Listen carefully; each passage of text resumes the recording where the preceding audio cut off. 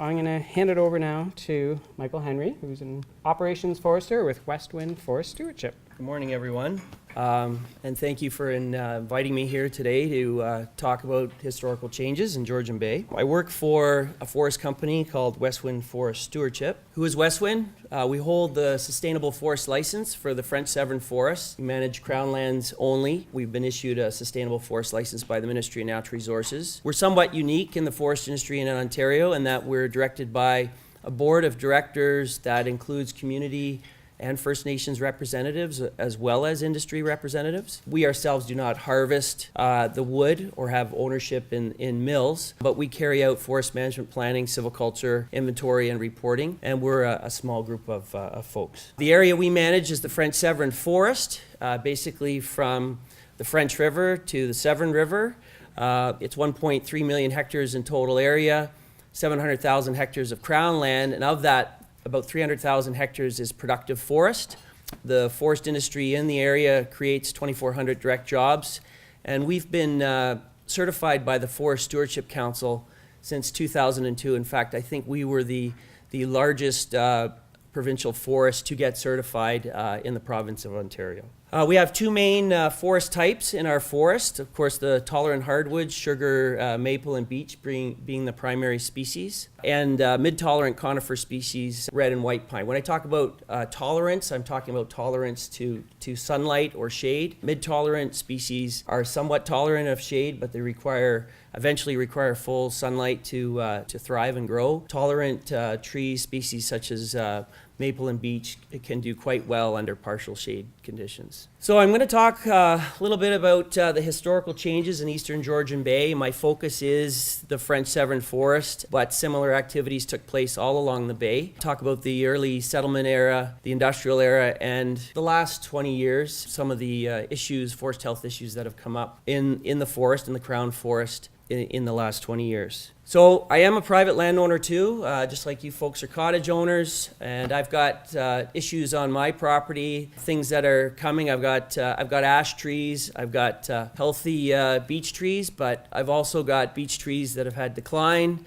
I've had to cut a few fairly large trees down because they're right along the trails, the little trails that my kids use, and one of my sons is pointing to beech scale, which is the precursor to beech bark disease. So I understand the concerns that you would have as landowners around the majestic trees on your property. I've got very large beech, and unfortunately I think over time, going to lose them all. So first I want to talk about the early settlement era, Parry Sound area. A lot of lumbering went on in the late 1800s. They came for the large, majestic white pine, originally for ship mass, but then for lumber production. And I was going to show you some slides of areas that were cut, but I thought I think you can relate more to, say, the town of Parry Sound. Most of you have probably been to the town. So here's some pictures of the town in the early days, and you can see the field. Well, it's not a field, it's rock in the foreground with a number of stumps. That's what a lot of the forest looked like after the areas had been cut by the early settlers. The Parry Sound Lumber Company established themselves at the mouth of the Severn River. You can see the trestle, the concrete trestles on the top slide, and the large dam that was constructed. It's not there now, but it's amazing what the early settlers did in terms of changing and altering the landscape and the impact that it had on the forest. Here's another picture on the other side of the dam of the trestle being constructed, and you can see the lumber piles. You can see the water levels in the dam are fairly low, but you can see the logs floating in the river. That is the Severn River, and the Severn River system was used to drive logs down the river. And here's another picture of Bob's Island. It's the location of the present-day Stocky Center, and you can see the lumber piles that are piled there. So the area was settled and built on the backs of loggers and the forest industry. Unfortunately, at that time, there wasn't much consideration for sustainability. They cut all the trees, or a lot of the trees, with no regard for things like reforestation. They felt that the forests were endless.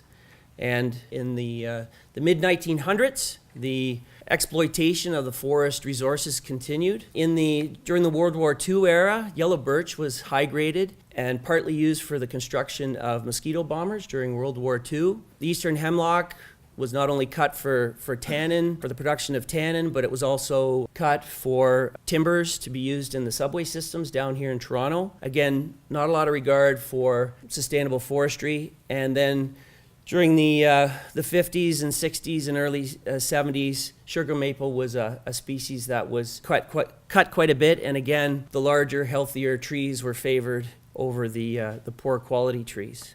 A lot of high grading took place. They took the best and they left the rest and gave no regard for sustainability. And literally most of the forests in the Parry Sound area, perhaps not as many of the islands, most of the areas in the Parry Sound area were heavily cut.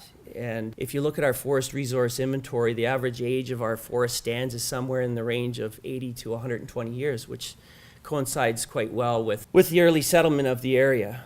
So now I'd like to talk a little bit about events since around the 1970s to present day. I talked to Joe Johnson, soon to be retiring forester with the Ministry of Natural Resources. Joe's been an excellent person to talk to about the history of forestry in the area. Been a great mentor of mine since I've been with Westwind for 15 years now. And so we sat down and we talked about some of the issues, the forest health issues that the Crown, the Ministry of Natural Resources and Forestry dealt with from the late 70s until present day. So first of all, he talked about back in 1976-77, there was a small outbreak of the spruce budworm. Spruce doesn't typically occur in pure stands. It can, but it tends to occur as fingers or scattered individuals in our forests. There were some small pockets affected, and there was the limited use of some malathion control by the Ministry of Natural Resources at the time.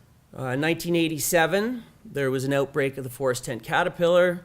It affects oaks, poplar, and sugar maple. Joe talked about entire hillsides being defoliated, green slime from the number of caterpillars. He'd come home from the bush and his wife would get mad at him because he had caterpillars in his clothes, and it was quite startling how voracious the insects were on these trees.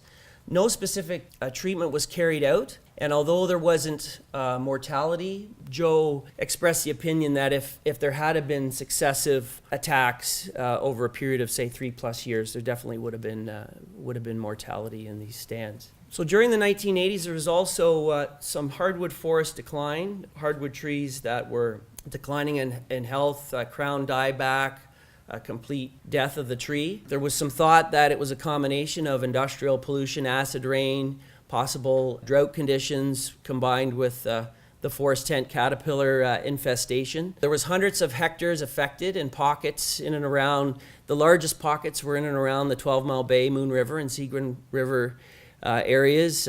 Entire stands died. There was some extensive salvage logging. And the nice thing, and one of the messages I want to give today at the end is that, all is not potentially lost. Today we've got in these areas, they've regenerated back to young forests, mainly saplings and poles. So there is the potential for these forests to contribute, to grow mature and contribute both for environmental benefits, but also possibly be included in future forest management plans in areas that we may manage in the future. Then there was the gypsy moth outbreak, 91-92. Oak is a preferred host. Private land only. There wasn't a significant impact on the Crown. And there was treatment, there was a program that the Ministry of Natural Resources undertook using BT, Bacillus thuringiensis. And BT is used to this day. There hasn't been an outbreak of gypsy moth, I think, since that time. Taylor Scar can confirm that for me. Then the Jack Pine Budworm, 1994-95. Seems to be around a 10-year period where they've been present. Very shallow, rocky sites, typical if you go up north of Parry Sound, north of Point of Barrel.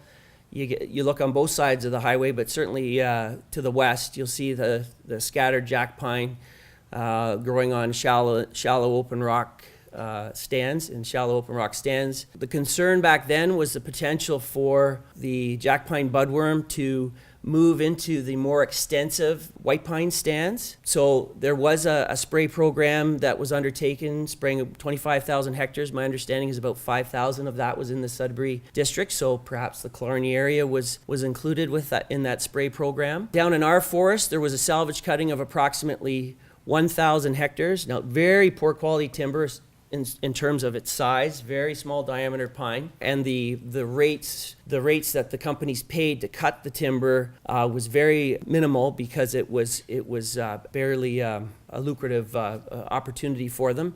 But areas were cut. Mowat and Brown Townships, and in Harrison around the Argue Lake area, which is very close to Point of Barrel. But there was a very successful aerial seeding program that the Ministry of Natural Resources undertook using helicopters. They seeded in March, and Westwind began in 1997 as a result of a new relationship with the Ontario government. And so this program the aerial seeding took place in around 96. We've been out to those stands and we've surveyed those stands, and they are healthy jack pine stands anywhere from 4 to 8 meters tall, and we have done surveys and declared them in forestry terms free to grow. They're healthy, well-stocked forests. So that was a very successful program that the Ministry of Natural Resources initiated. So a good news story.